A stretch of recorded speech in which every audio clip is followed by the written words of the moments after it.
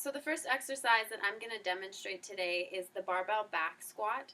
For this exercise, what the client is going to do is maintain a positioning of the feet so the toes are pointing forward and the feet are about hip to shoulder width apart. The lifter can take two different variations of placement upon the back with the bar. So it can either be just atop the posterior deltoids at the mid trapezius area, or they can also take a positioning of the barbell above the posterior deltoids, in which it would just be below C7. So as mentioned, the placement of the feet straight ahead, about shoulder width apart.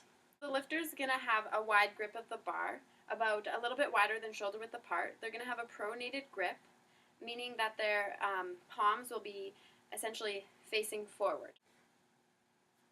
So with the toes pointing forward, feet shoulder width apart, with a pronated grip of the hands, the client is going to begin working down into the eccentric portion of the exercise, in which they're going to flex at the knees, hips, and slightly at the torso.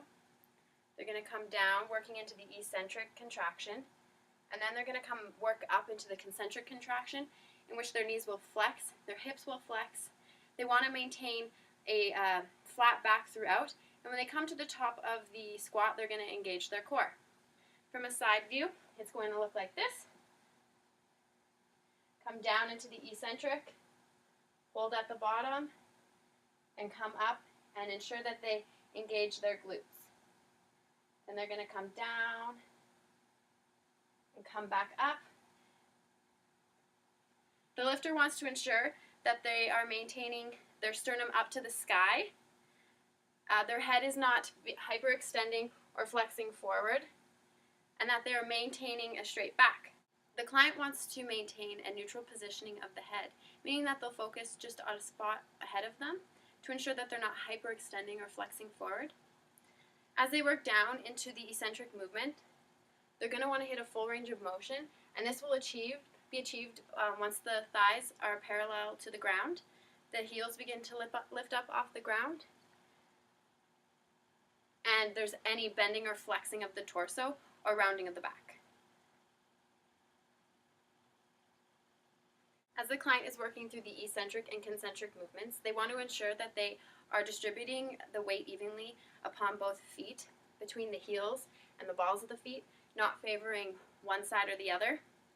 They want to ensure that the heels stay on the ground, and as well as the toes as they move through the movement.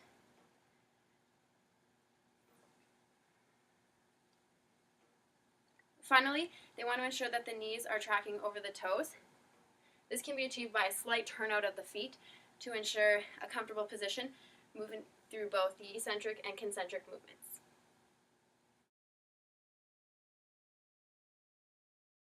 Client, for a barbell back squat, you want to follow the movement from behind.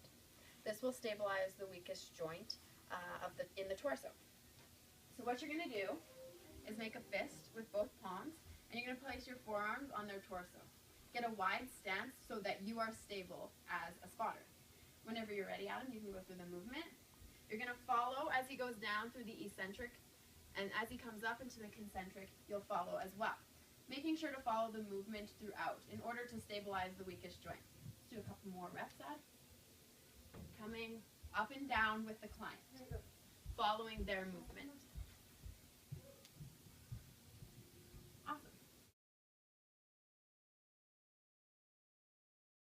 Cueing your client for the barbell back squat, you can physically and verbally cue to maintain proper position throughout.